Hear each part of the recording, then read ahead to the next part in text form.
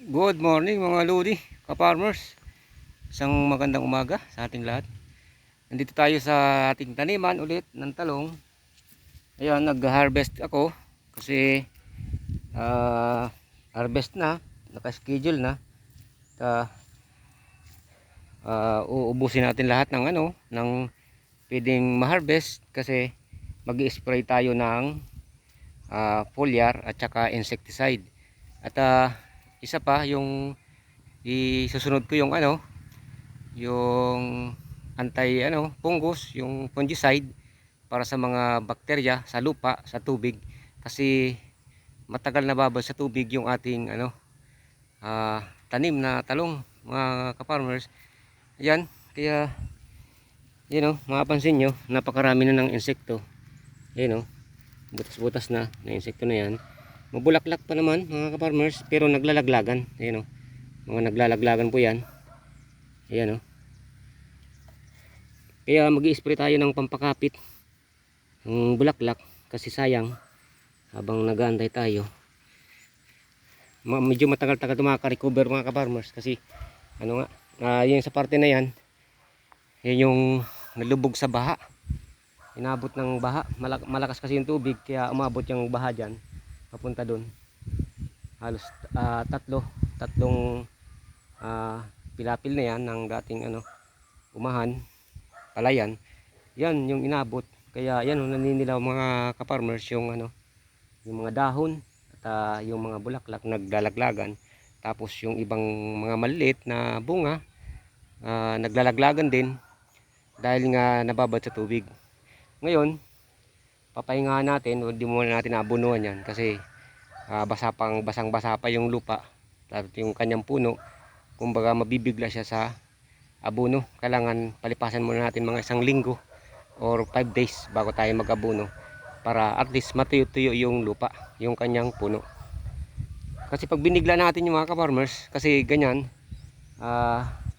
na yung dahon sa sobrang init ngayon, matirik na yung init ngayon, siya ng yung pagkalanta mga ka-farmers. Tapos sasabayan pa natin ng abono na mainit, lalong malalanta yung ating kaya wag nating sabayan, pahingaan muna natin ng 1 linggo or 5 days bago tayo mag-abono. Yun yung style ko dyan mga ka-farmers para hindi masayang. Ayan kahit hindi to inabot ng ng baha, babad pa rin sa tubig ka-farmers kasi ayan nga, nawala na yung natin, yung dating may kanal natin dito, yung dating may kanal dyan, yan nawala na, napantay na, halos napantay na kasi inagos na yung mga lupa doon sa puno. Ayun mga ka-farmers, so bakas pa na may mga tubig-tubig pa yun kaya papahingahan muna natin bago tayo nag-harvest kami ka-farmers. Ako, ayan, ito yung harvest natin, tapos nandun pa, tapos yun dun lang kasi itong mga ka-farmers, kaya medyo kaunti lang talaga yung ma-harvest natin kasi kaunti lang yung mamunga. Kaya nag-uumpisa pa lang to mga ka-farmers. Ayan. Maganda pa naman. Halos yung iba buo pa. Wala pa namang ganong insekto. Ayan. Pero hinarvest ko na yung mga alanganin yan. Kasi mag-i-spray tayo ng fungicide. Yung epekto ng fungicide dapat 1 week before o 1 week bago tayo mag-harvest ulit kasi kawawa yung mga consumer. O mas higit pa nga, dapat 15 days or 10 days bago tayo mag-harvest. Ayun mga ka-farmers, kalahating sako. Yan. Kalahating sako yung na-harvest natin. Tapos yun, at least meron pa rin tayong na-harvest. Kahit na kaunti, okay lang, pasalamat pa tayo kasi andyan pa rin yung ating talong, nakasurvive kumbaga. Sa panahon kasi ng dito sa amin sa Kamsur, sa panahon ng tag-ulan, talagang bibihira makasurvive yung mga talong, lalo na kung yung pagtataniman ay pantay na pantay talaga. Hindi siya tulad nung ganun dati. Yan, dapat ganyan, pa-slanting yung yung lupa. Yan, survive talaga diyan. Pero ito, halos dati kasing taniman to ng palay, kaya pantay na pantay. Pag nagkatubig, malulubog din to. Kaya ayan, naninilaw mga ka-farmers. Pero ano yan, oh, mapapansin nyo po, pangalawang araw lumabas yung pangalawang araw ngayon lumabas yung haring araw. Maganda yung pagkaano niya kasi hindi tuloy-tuloy yung init. Tulad kahapon, uminit naman pero hindi talagang tutok yung init. Bahagya siyang lumililim kasi may ulap. Tapos bagyang uulan ng konti, tapos iinit. Ayan, napakaganda. Hindi gaano nagpepersa yung ating puno, kaya hindi gaano malalanta. Ayan, oh, pag lalong nainitan to mga ka-farmers, mas yan, mas gaganda ulit yan. Tapos makaka-recover, spray lang natin. Tapos, yan, tanggalin natin yung mga nalalantang bulaklak, mga dahon, mga talbos, tapos yung may mga insekto. Tanggalin natin lahat para pag spray natin, clear na. Yan, talagang mauubos yung insekto. Para pag naka-recover na tayo, maganda yung bagong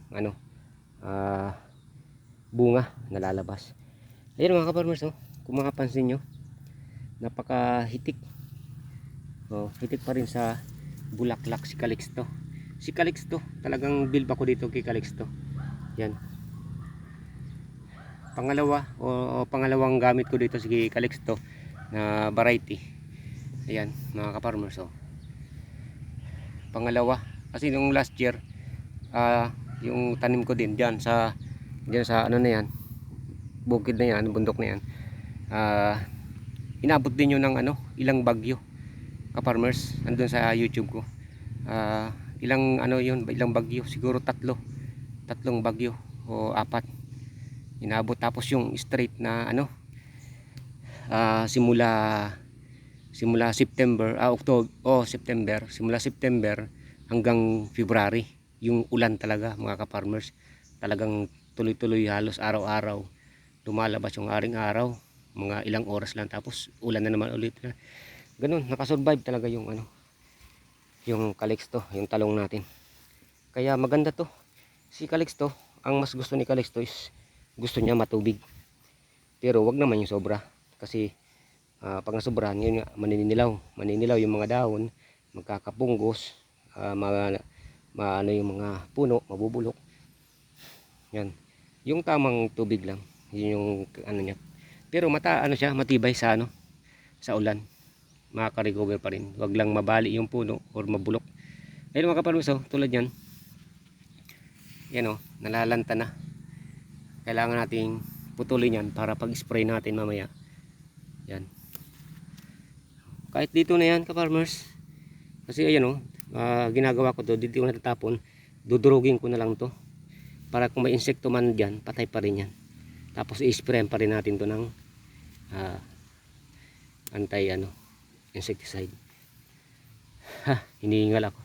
Ayun mga ka-farmers, mag-i-spray na ako ka-farmers kasi tapos na akong mag-harvest. Ayun doon, nasa lang to, mamigit kumulang 1,000 na puno. Pero ngayon halos natira na lang dito, siguro mga 800 na lang ito.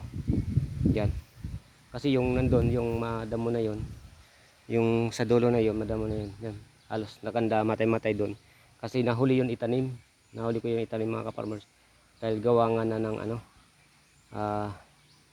sobrang init nung nakaraan. Kumbaga nagantay ako ng ulan. Yan, kaya ito lang yung nauna. Yung ito, nag-harvest tayo dito, tapos doon na namumulaklak pa lang, may bunga na ng konti, yun. Kaya nahuli. Yun, namatay yung iba. Talagang hindi na nakasurvive. Gantong mga mga 2 buwan na ba, tapos uulanin, survive yan mga ka-farmers. Survive. Yun, pasalamat tayo dahil kahit paano mayroon pa rin tayong harvest. Yan, may dahon na, ay may bulaklak, pero may insekto yan mga ka-farmers. Yan, ayan, andyan yung insekto sa loob.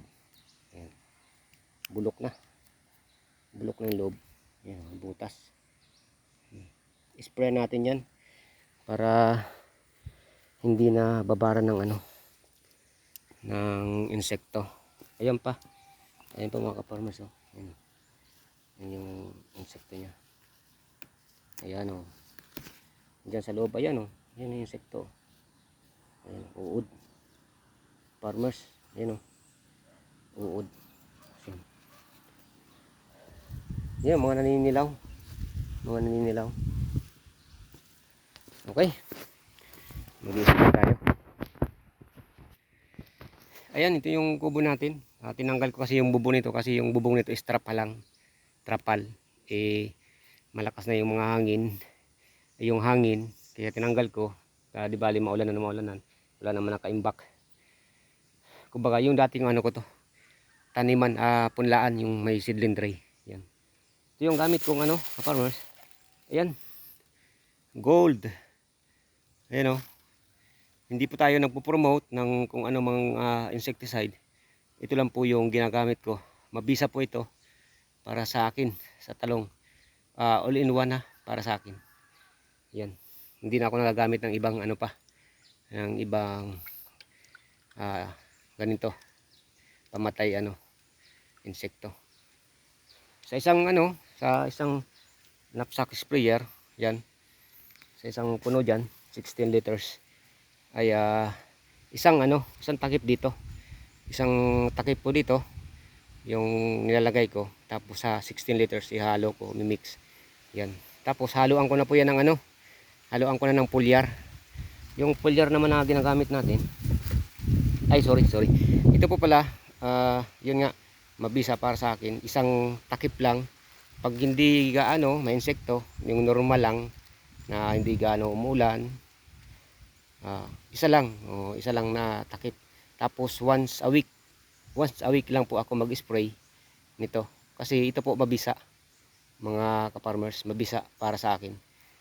Yan. Once a week lang ako mag-spray. Pero ganito, tulad maulan, kapit ng insekto, bumabalik-balik. Isa't kalahati. Okay na po yung isa't kalahati. Sapat na po yun. Huwag na nating i-over doon sa dalawang takip dito. Punuin. Isa't kalahati lang, okay na po yun. Tapos, ang interval po natin doon ay 4 days. 4 days bago tayo mag-spray ulit. Yan.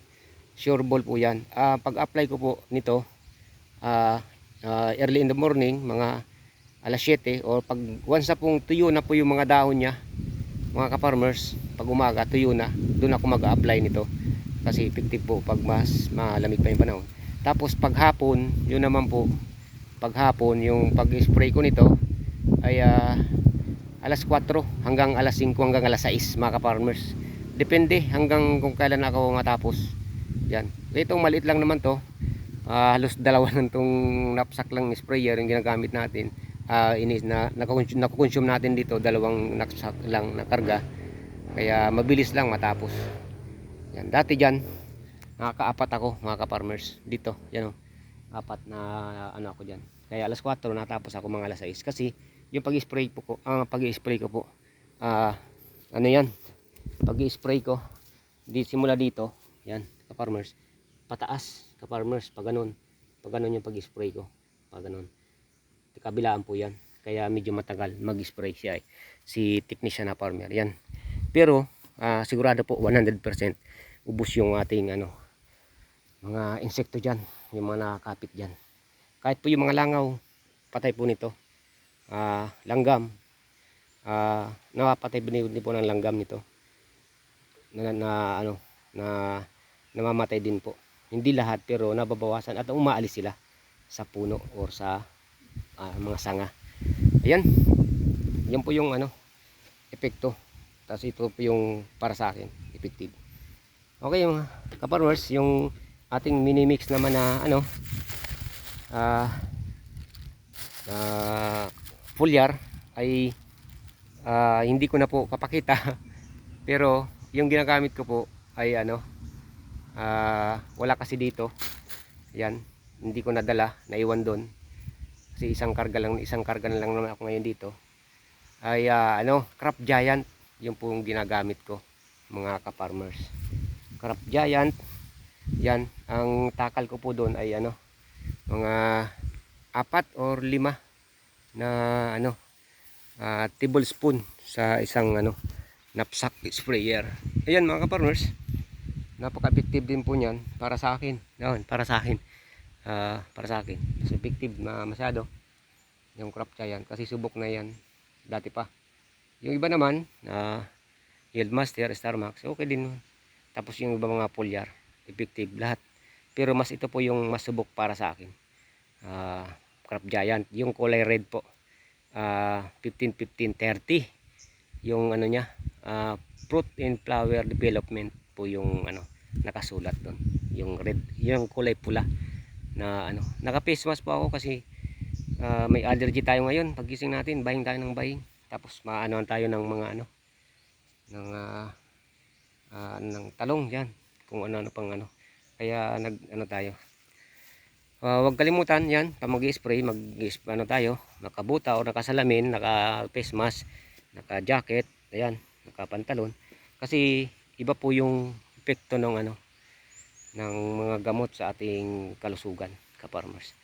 Ayan, alagaan nyo po yung sarili nyo para tulad ng pag-aalaga nyo sa pamilya nyo at sa inyong mga kung ano may inalagaan, halaman, hayop po. Ayan, yan yung po yung tips natin para ngayong araw. Yan mga ka-farmers, mag-spray na po ako. Bali, sige, magdi-demo po tayo pag kung paano po ako mag-spray. Yan, tingnan nyo po at panoorin nyo po kung paano mag-spray si technician na farmer, ka-farmer na technician. Okay, ayun mga ka-farmers, ganun po ako mag-spray. Yan, pag ganyan po yan, pag-spray ko pataas, pag ano sa ilalim pataas hanggang sa ibabaw, ganoon. Kabilaan po yan mga ka-farmers, hanggang sa ilalim, para yung sa ilalim ng dahon tapos sa ibabaw matatamaan ng ini-spray natin na gamot. Ganyan po ako mag-spray mga ka-farmers. Yan, hindi lang po ganyan yung sa ibabaw lang, kasi pag ganyan lang sa ibabaw lang yung tatamaan niya, pero kung sa ilalim paakyat sa pulpo lahat mga ka-farmers, walang makaligtas dyan. Okay, thank you. At mag-spray na po ako. Yan. Siyempre. Yan. Ingat lang, ito. Baba mo pa ka. Bigbi. Sako. Isunod mo sa kuya. Ako na lang.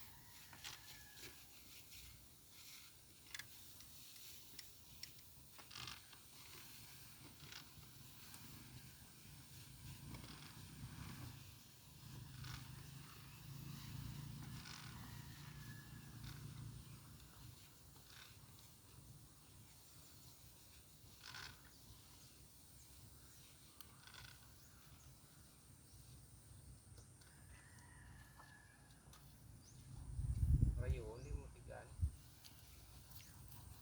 Dahil rayo ng ano.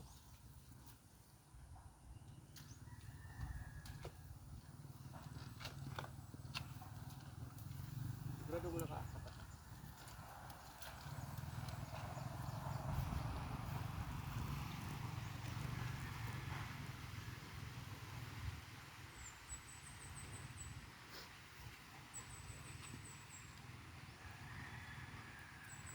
Okay na.